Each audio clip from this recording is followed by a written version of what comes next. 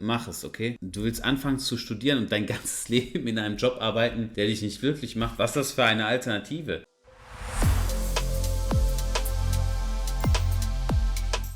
Aber lass mal gucken, was denn der Jeremy für Parfums empfiehlt, oder? Wenn ich jetzt hier Parfums empfehle, gucken wir mal, was er empfiehlt. Grüßt euch recht herzlich, sehr geehrte Damen und Herren. Jeremy Fragrance hier. Diese Parfums empfehle ich. Top 10 Parfums, die ich empfehle. Ja, Mann. Felix. Stopp. Sorry, dass ich den Dings unterbreche. Pass mal auf. Soll ich euch was sagen? Und zwar, Felix hat gerade gefragt, was mit dem ist, der mich abziehen wollte über PayPal. Wisst ihr, was passiert ist? Der Fall wurde letzte Woche geschlossen. Zu meinen Gunsten. Als erstes, der hat ja einen Fall eröffnet, dann irgendwann, das war ja im Januar, Februar, März, April, glaube ich, oder im April hatte. Bis heute hat das gedauert, fast ein halbes Jahr. Genau. Ich komme auf einmal hier im Büro an, kriege ich so eine Nachricht von PayPal. Und zwar, dass der Kunde angegeben hätte, dass er keinen Austauschartikel erhalten hat. Und dass ich bitte Paperwork schicken soll, dass ich ihm einen neuen Artikel habe zukommen lassen. So, wie Retour und Austausch und Umtausch? So, ich rufe da an und ich sag so, Also, der hat doch nie danach gefragt. Und dann sagt die Frau, ja, natürlich können wir Ihnen selbstverständlich nicht weiterhelfen, wie immer, ne? Ist ja klar. Aber das macht irgendwie keinen Sinn, dass PayPal das schreibt. Bitte erläutern Sie das nochmal, ich werde das auch hinterlegen. Dann habe ich geschrieben, niemals eine Anfrage gestellt wurde zum Umtausch. Und dann nach 10 Tagen wurde tatsächlich der Fall final geschlossen zu meinen Gunsten. Ich bin's, Marc! Habe ich mich sehr gefreut. Es hat jetzt, glaube ich, ein halbes Jahr gedauert, tatsächlich, wirklich ein halbes Jahr. Wir jetzt von günstigen Düften reden. Ohne Anwalt bis jetzt. Nordica Voyage. Ja, das bedeutet, dass ich mein Geld habe jetzt final. Es waren 13.050 Euro. Eine Datejust in Stahl, Roségold mit Chocolate Dial. Ja, hasse diese Uhr. Spaß. Ein Duft, den ich dir empfehle. Günstig, der Topseller auf Amazon. Richtig geiles Parfum. Hält lange, riecht wie Duschgel. Ist vom Maurice Roussel, das ist ein Meisterparfümeur. Für 20 Euro kannst du ja nichts mit falsch machen. Ein weiterer Duft, Jaguar. Was? Zeigt ihr die nicht? Ach so, okay. Jaguar Pace, ebenfalls im 20 Euro Duft. Da ist ein Duft, der ist einfach der Oberhammer. Die Leute lieben das. Der hat auch gute Haltbarkeit, riecht besser, meiner Meinung nach, als der Voyage. Hat ein bisschen weniger Haltbarkeit. Ich empfehle dir, beide zu kaufen.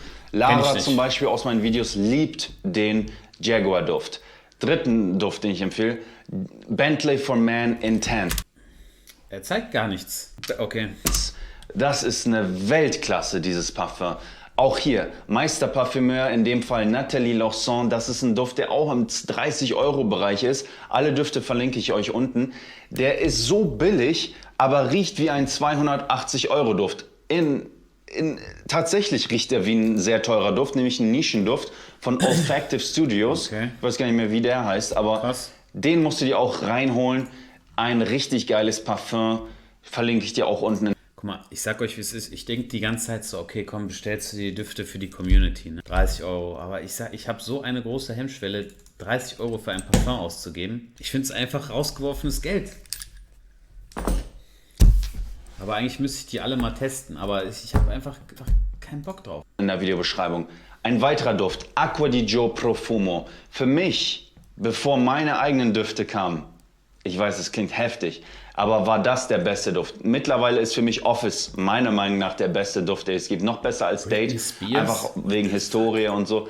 Aber Acqua di Gio Profumo, ein Must-Have-Duft für jeden Mann.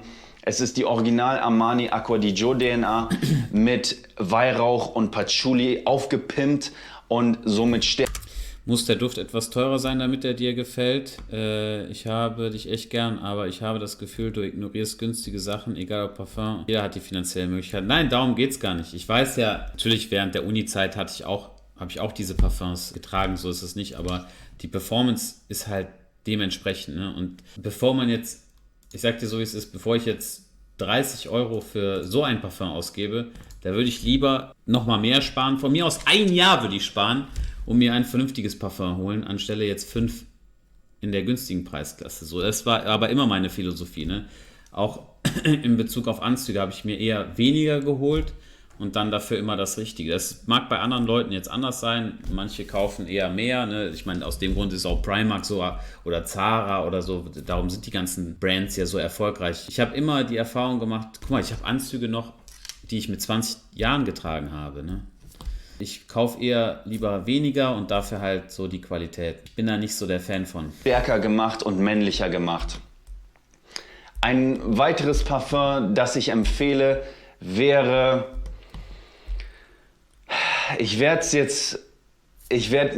Und außerdem kannst du, also egal ob Anzüge und so weiter, ich sage immer wieder, guck mal zum Beispiel die Weste hat 80 Euro gekostet.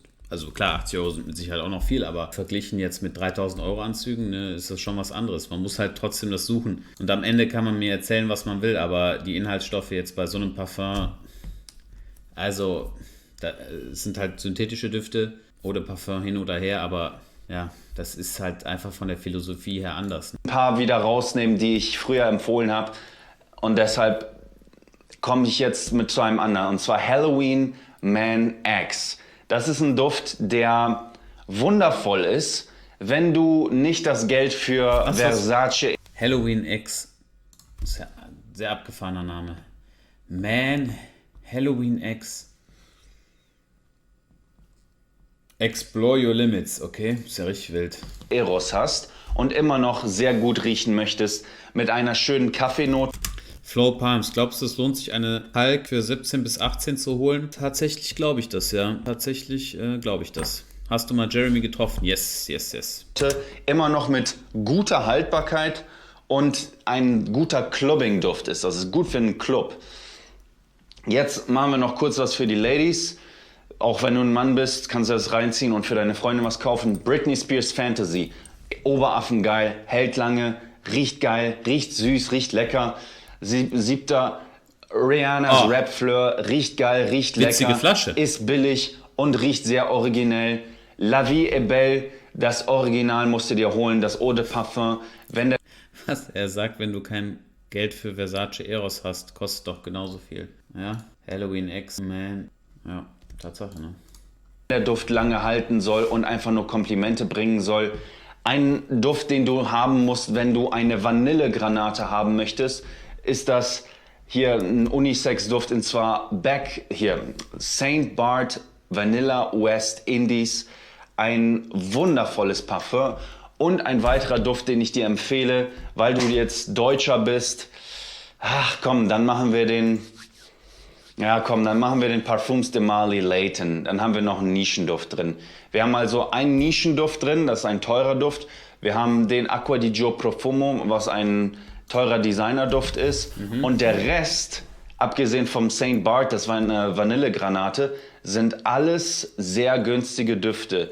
Das heißt, wenn du jetzt mein Kumpel wärst... Denkst du, dass der Preis von der Patek Philippe Nautilus 5711 Roségold noch steigen wird? Also wir haben ja jetzt aktuell so die Preislage erreicht von Mitte 80. Ich hatte eine im Shop, die ist auch verkauft. Es ist ein leichter Aufwärtstrend auf jeden Fall festzustellen. Es hat aber wesentlich damit zu tun, dass nächsten Monat die Preise angehoben werden. Weiß aber keiner. Also jetzt wisst ihr es.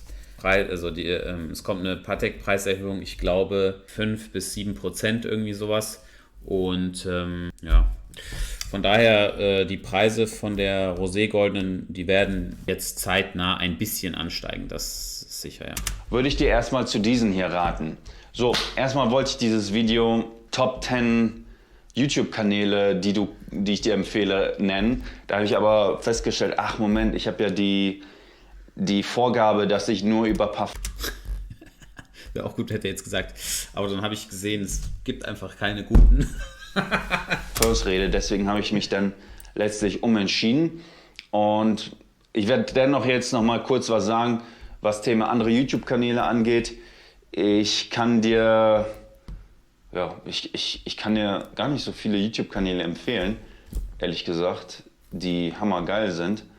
Abgesehen, also Coach Cecil fand ich cool. Wer ist das denn? Gucken wir mal, wegen Düften. Ich sag auch, wie es ist. Es ist Coach Cecil. Ist ja nicht über Parfum. Kannst du einfach bei YouTube eingeben, aber mehr, wo er so über Ernährung und sowas geredet hat, nicht über Politik, die gucke ich mir nicht an. Und Dr. Ken Berry ist cool. Es ist so ein amerikanischer Arzt, wenn es ums Thema Ernährung angeht. Und was ich dir auch empfehlen kann, ist der Evan Carmichael. Und zwar machst du bei YouTube dann Top 10 Evan Carmichael. Und dann ziehst du dir Top 10 Evan Carl Michael. Aha. Geht's hier um Parfum, oder? Nee. Top 10 Rules von Puff Daddy, von Jay-Z, von Jeff Bezos, von Donald Trump, von all diesen Mega-Persönlichkeiten rein. Am besten, während du deine Mittagsmahlzeit hast, weil, falls du es nicht wusstest, mittags ist man am dümmsten und ganz spät abends. Im Sinne von, du bist null kreativ und null intelligent. Du bist einfach nur administrativ am besten. Das heißt, ich empfehle dir, Dinge zu machen wie mittags zu essen, mittags dir diesen... Okay, komm, geben wir uns mal Donald Trump, oder? 17 Minuten, Bro. Wir gucken mal rein. Microsoft or Google. I mean, so many people that have really hit big have gone against the tide. It may seem like you have no chance. It may seem like it's over. Never, ever quit. If you're a quitter, I hope you quit right now and stop watching immediately. And people that can handle pressure can be entrepreneurs, can be successful. He's an American businessman, politician, and 45th President of the United States of America. As of 2017, Forbes listed him as the 544th wealthiest person in the world with a net worth of $3.5 billion. His presidential campaign received unprecedented media coverage and international attention. He's Donald Trump, and here's my take on his top 10 rules for success, volume 2. Rule number 2 is my personal favorite, and I'm curious if you grow which one you guys like the best. Also, guys, as you're watching, if you hear something that really resonates with you, please leave it down in the comments below, put quotes around it so other people can be inspired by your sharing. And also, when you write it down, you're much more likely to lock it in for yourself, too. Enjoy.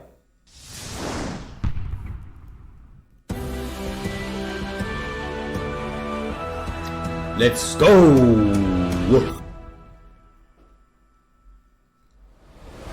What would be one word of advice you would have for an upcoming businessman? Okay, was wäre ein Wort, was man einem Businessman mitgeben würde, der jetzt gerade erst anfängt? Knowledge. Knowledge. But okay. if it's one word's very hard for that, but the word is knowledge. But you get knowledge through experience. One of the things people talk about is luck. And I do believe that people are lucky, and some people are luckier than others. I do believe that. But there's also an expression, the harder you work, the luckier you get. And I can tell you 10 instances where I didn't quit when it was 1990. Ja, das kann man auch viel übertragen, ne? Ich meine, schaut man sich auch den Kanal von Mois an. Also jemand, der es einfach 1000-mal probiert, natürlich irgendwann, ne? Das ist schon was anderes. The world was coming down, the debt markets were everybody, all of my friends and enemies were going bankrupt. I never did. And the times were actually just terrible. And even today, you look at times and you see what happens, and you have to learn. But the word luck is very interesting. But if I didn't work really hard, I probably would not, almost definitely would not be here today. And unless you had me up as a man who at one point was successful, but let's see what a loser looks like. So you have to work hard, because it is true, you can develop luck through hard work. Your first book, The Art of the Deal, begins with a simple sentence that many people might find hard to understand. You say, I don't do it for the money. Can you explain that? Well, I do it because I love it. If I didn't love it, I wouldn't do it. Ja, kann man auch jemandem nur so mitgeben, ne? Also, wenn man arbeitet aufgrund des Geldes. Ich habe die Buchhaltung für die ersten Monate abgegeben. Also noch nicht abgegeben, das ist jetzt final, aber ich habe so herausgefunden, was ich an Geld verdient habe. Aber wenn man mich jetzt fragen würde, was hast du seit deiner Selbstständigkeit an Profit gemacht, kann ich gar keinem sagen. Wirklich, also es interessiert mich auch gar nicht. Also darum geht es ja auch gar nicht. Also man muss einfach immer kontinuierlich Gas geben und für die Sache brennen. Und wenn man das nicht tut für seine Arbeit, dann muss man in sich gehen und was Neues finden, 100%. Anders funktioniert es nicht, anders wird man nicht nach vorne kommen.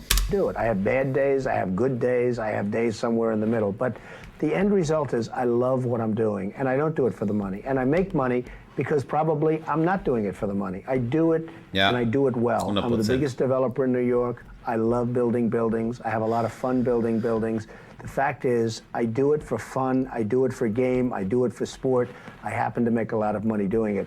If I didn't enjoy it, if I didn't really love what I'm doing, I wouldn't be successful. I wouldn't be sitting with you today. And what's the implication of that for someone watching this who wants to create greater wealth? What's the message in that, do you think? Well, the message is you have to love what you do. If you do it for the money alone, it's probably not going to work. I have friends where I tell them, get out of this business, which is a good business, and go into another business, which isn't as good a business, because they like the other business better.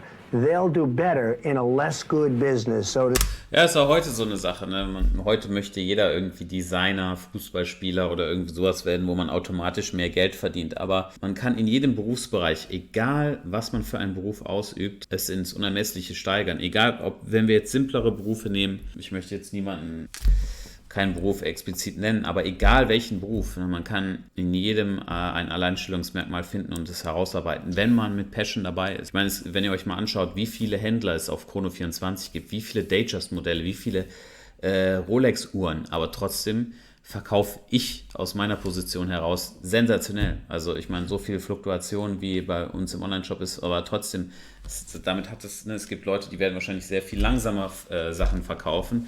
Man muss es einfach mit Liebe machen. to speak, than they will in the better business because they like it. Going against the tide is great if it works. Now, it doesn't always work, and you really have to be smart to go against the tide because you're going against a lot of smart people. But when you get it right, you'll end up better, whether it's Microsoft or Google. I mean, so many people that have really hit big have gone against the tide.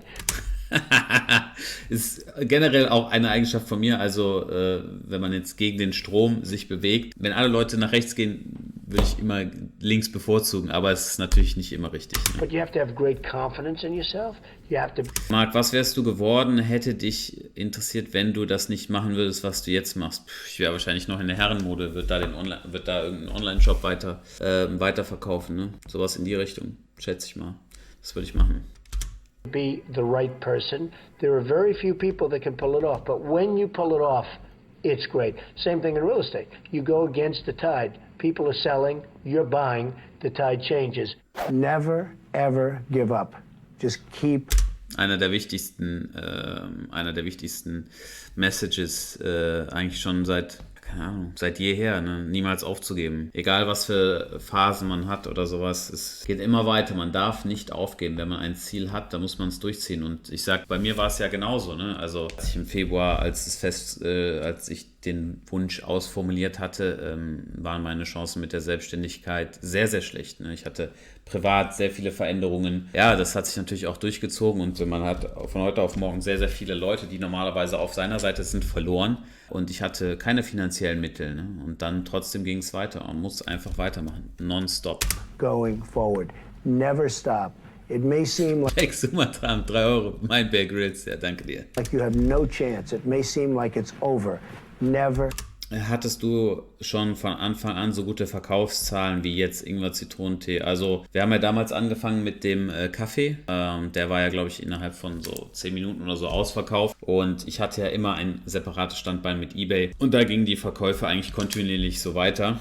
Tatsächlich war es so, als es mit dem Online-Shop losgegangen ist, habe ich eigentlich kontinuierlich exzellent verkauft. Also auch als mein Produktangebot kleiner war und ich meine, jetzt habe ich Uhren online.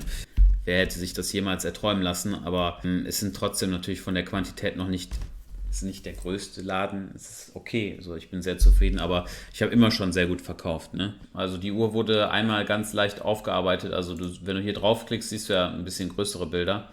Und tatsächlich erhältst du die Uhr so, wie sie ist. Also man hat hier keine Gebrauchsspuren oder sowas. Die Uhr ist in einem exzellenten Zustand.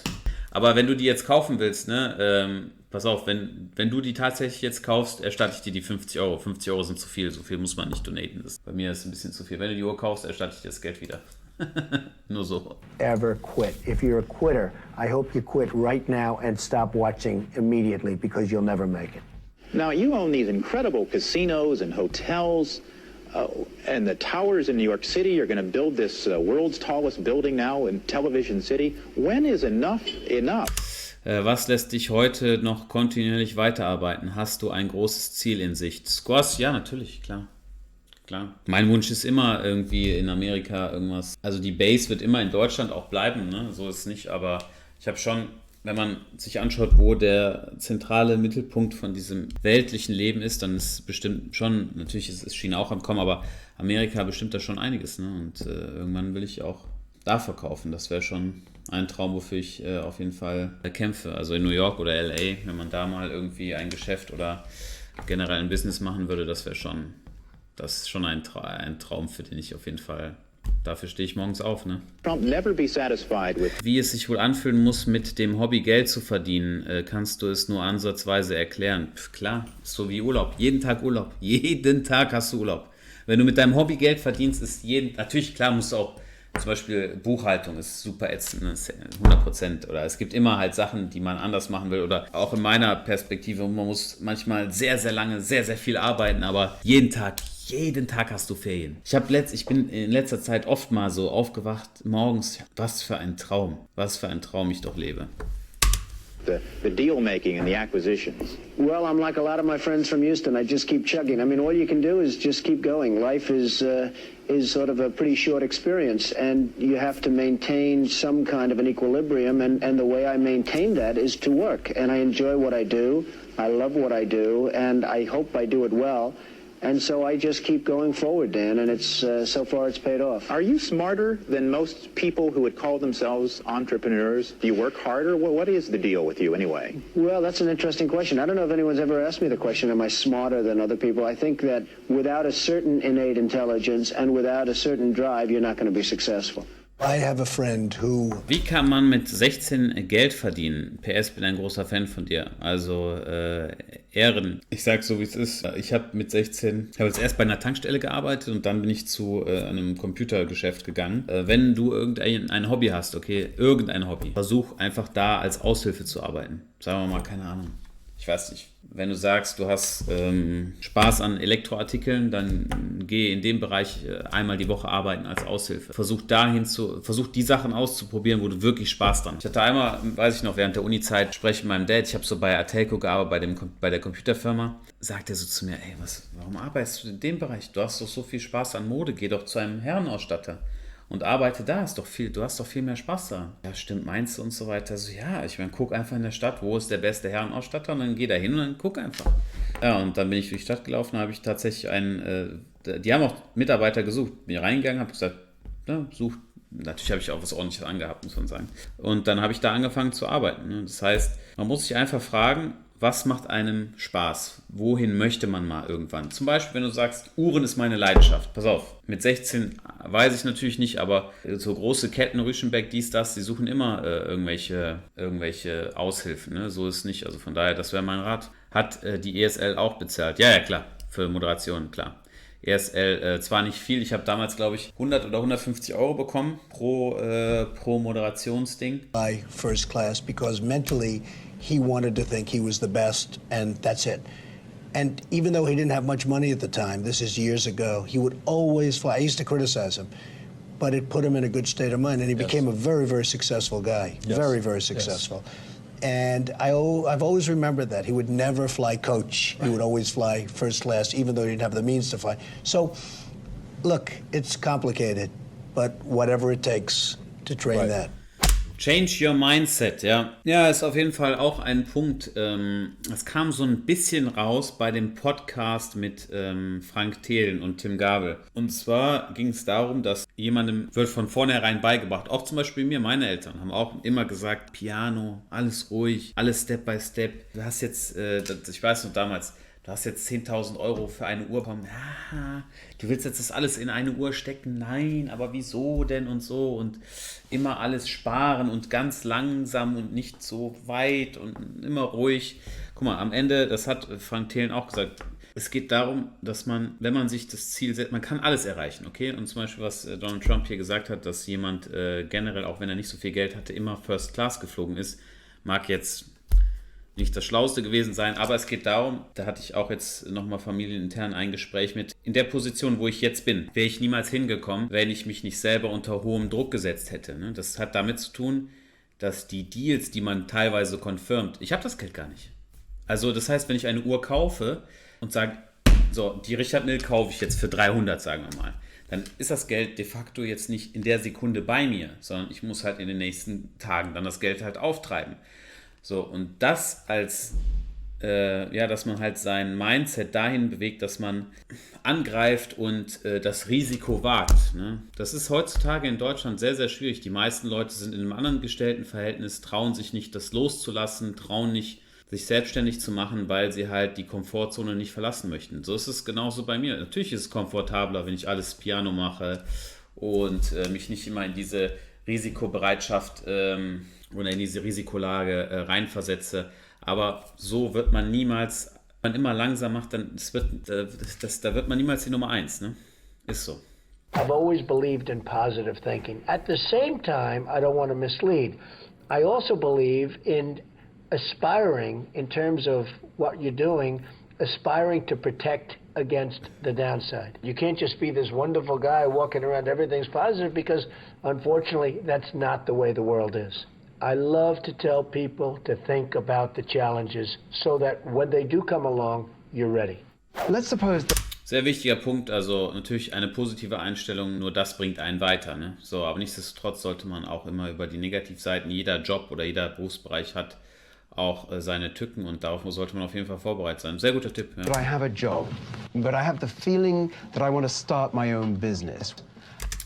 Das ist wirklich sehr schwierig, sich über deine Ängsten quasi drüber zu stellen und sein eigenes Ding zu machen. Aber es ist essentiell, um etwas zu schaffen. Sei froh und dankbar, dass ihr solche Menschen an eurer Seite habt. Dann geht auch mal rein in die Masse. Ja, also ich habe es jetzt nicht so ganz verstanden, aber ich glaube, die Message war gut. Also entweder hat man ein Surrounding, was einen natürlich sagt, okay, mach das. Ich habe bis jetzt immer die Erfahrung gemacht, dass die Leute tendenziell einen zurückhalten wollen. Das heißt, immer wenn man irgendwas vorhat, was abnorm ist, wo man quasi zu den Sternen möchte, sagen die meisten Leute, nein, mach das nicht, tu das nicht. So, also das war meine Erfahrung. How would I know that I'm the right kind of person for the entrepreneurial life? To me, that's the best question you've asked, and it's also the toughest. Somebody has a family, has a job, they have a nice job, they get X dollars a week, they don't have to worry about very much, it's not going to be great, they're not going to live in Palm Beach, but you know what? They have a job, and it's income coming in. The hardest thing to do, in my opinion, in business, is to leave that job and become an entrepreneur. Was haben wir gerade gesagt? Genau das ist das. Die Leute haben ein geregeltes Einkommen. Alles ist in Ordnung. Man hat seinen Urlaub, man hat seine Familie, man muss sich keine Gedanken. Man lebt jetzt nicht das krasseste Leben, aber einem geht's gut. Because you're risking your wealth, you're risking your family, Zeit. Your health, your family's health. You're really risking a lot. You have to know in your gut whether or not you have it to be an entrepreneur. Can you handle Ja, das weiß man nicht. Also, als ich im Januar vor der Entscheidung stand, ich habe darüber gar nicht nachgedacht. Also ich glaube nicht, dass jemand so sicher sein kann, es zu schaffen, wenn man in der Position ist oder wenn ihr in der Position seid und euch selbstständig macht. Ja, man muss sich wagen. Man muss Gespräche führen, man muss Listen machen, man muss Businesspläne schreiben, man muss sich hinsetzen und dann kann man die Entscheidung treffen. Wenn alle Zeichen positiv sind, dann ist es trotzdem noch der Absprung, den man schaffen muss. pressure? Can you handle all of the problems that you're going to be confronted with? And there'll be many, many problems. But the toughest job that somebody has, in my opinion, in business, is to know when to get out of something and when to go in something, because that's a very, very risky proposition.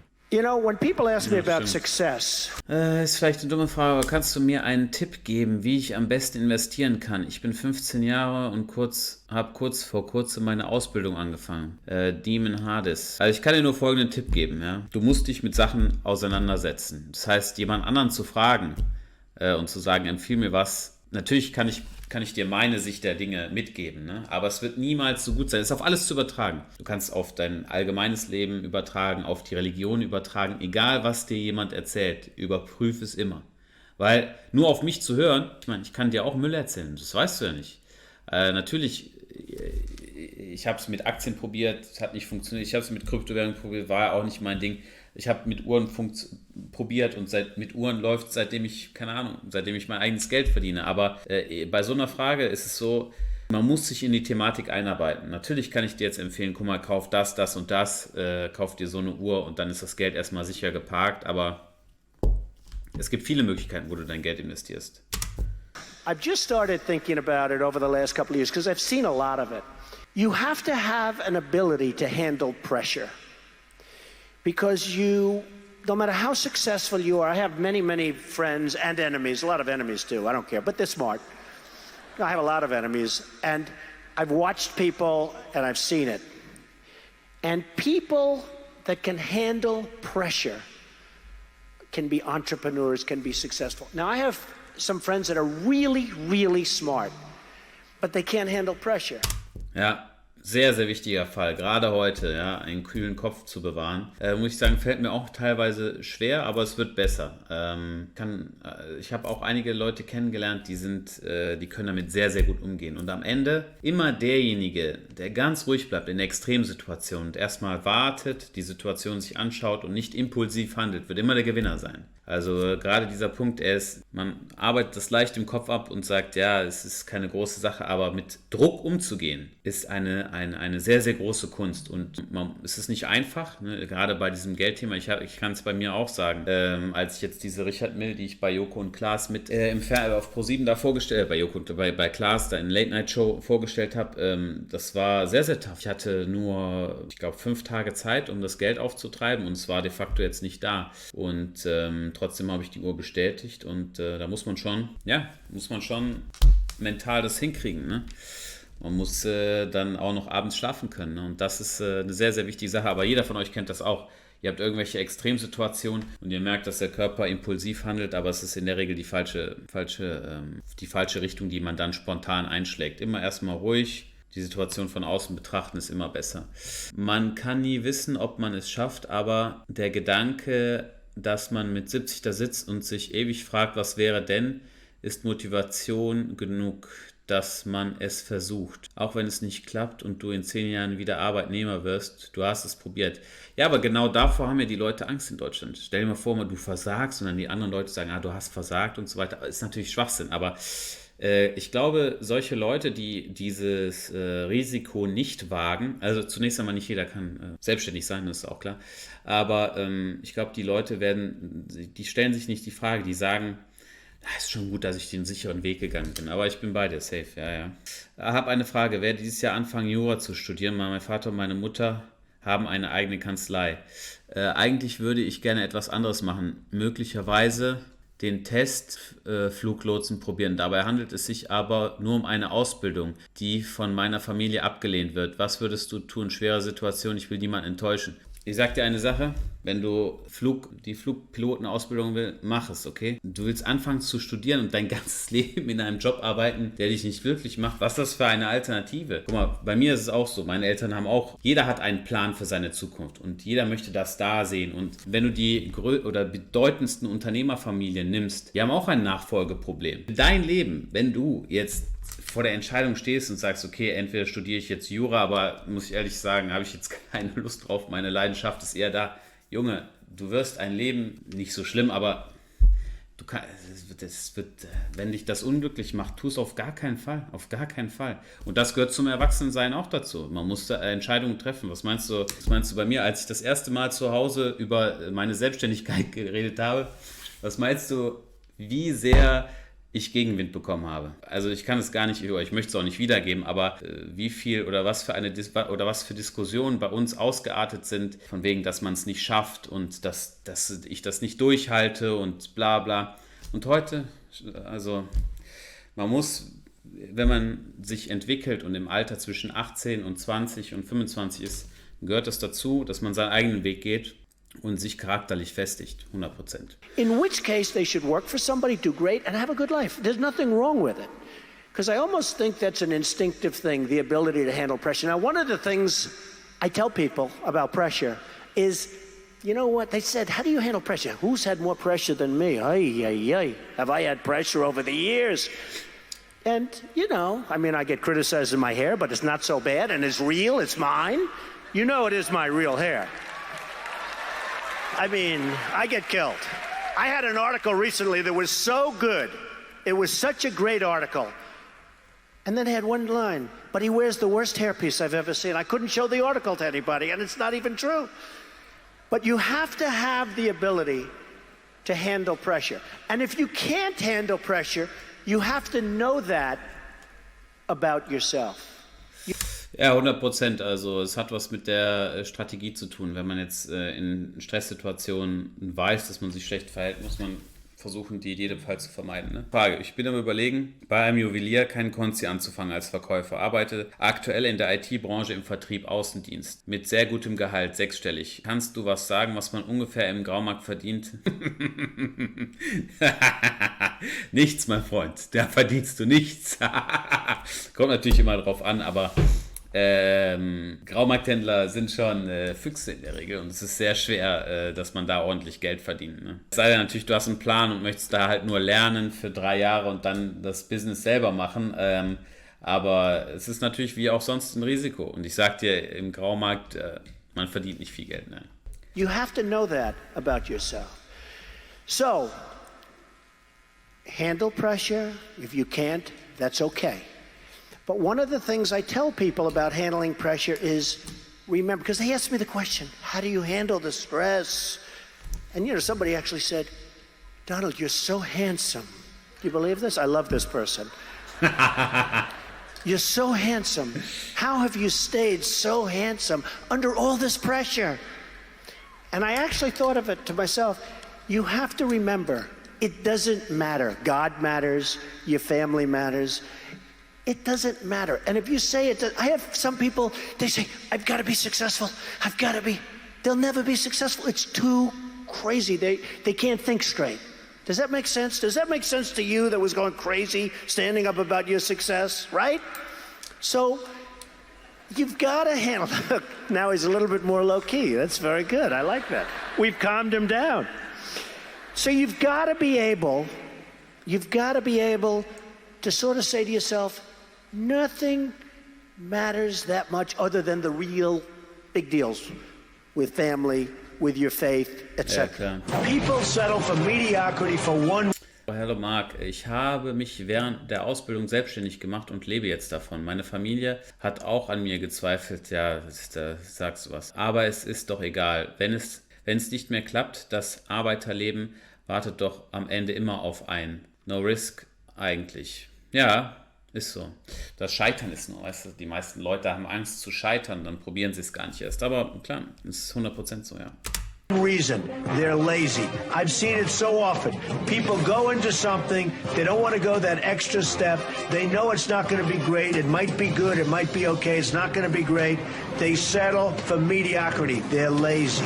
I have 5 children, but the 3 that are in business, and a lot of it's because of the success of The Apprentice, where they go on and people get to know.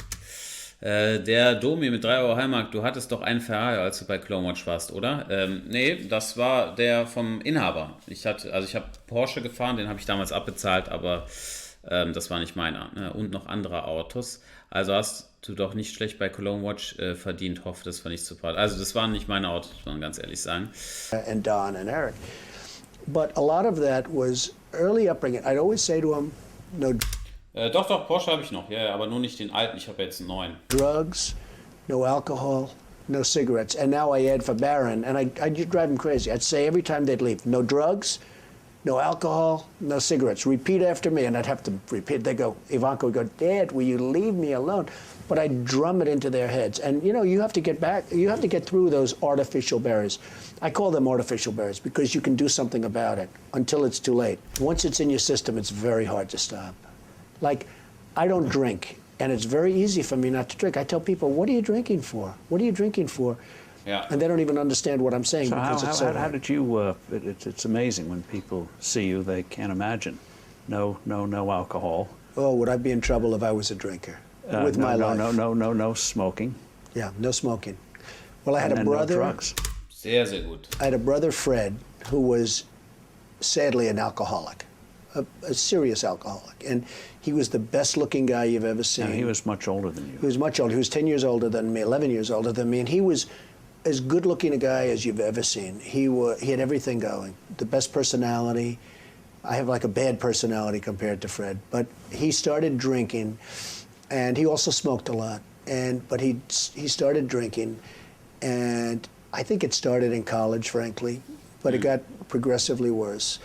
And he was really unable to stop. And he'd always tell me, don't you ever drink. So he was much older than me, and it really has an impact. When you have that kind of an age difference, but he'd point, don't you ever drink and don't you ever smoke. He'd add the smoke in it because he smoked. Hast du alle Produkte in deinem Shop auf Lager? Ja, also Dropshipping mache ich nicht, nee, sowas, also das funktioniert leider mit Uhren nicht so gut, ne? Das Dropshipping, das sind einfach zu viele Probleme. Wenn du damit anfängst, glaub mir, das machst du nur die Kunden unglücklich und dich selber auch. And he drank. And it hugely affected his health and hugely affected even his look and his, you know, the whole bearing. And every time he'd see me, he'd say, don't you ever drink and don't you... So I never drank. I mean, I really, when you talk about my father, I learned a lot from my father, but I learned a lot from my brother Fred. And he set an example. It wasn't maybe the example that people would think, but it really was, in its own way, an example. We met an adorable 10-year-old girl named Megan. Now, Megan was born with brittle bone disease. Hi, Megan. My name's Donald, and you probably don't know me, but I was watching Maury's show the other day, and I must tell you, you really hit me right here. I think you are so beautiful, and both inside and out. I had a little something, a little gift that I gave to Maury, who's a friend of mine, and a very good golfer. Don't ever play him in golf. He's very, very good, believe me. And I gave him a little gift for you, and I hope you and your mother have a good time with it. And you're very special, and you just keep it up and keep up that attitude. So good luck, and you stay in touch. So, Donald Trump, he has his name on more buildings in New York City than any other person. And besides that, he is one of the most generous people I know. And he wants you and your mom to have a very special check. And when we talk about Donald Trump, when he gives out checks, we're not talking chump change here. This is big time money. Ja, natürlich. Also hier geht es darum, dass man anderen hilft. Das ist natürlich sehr wichtig. Machen die wenigsten Leute, jetzt religionsbedingt ist es natürlich so, dass im Islam gibt es dafür separate Regeln, was Spenden und so weiter angeht. Aber ja, ich werde jetzt im Oktober nach Senegal reisen für die Brunnen und wir werden auch ein Charity-Event im Oktober nochmal machen. Nur um anderen Leuten zu helfen. Sehr, sehr wichtig, ne?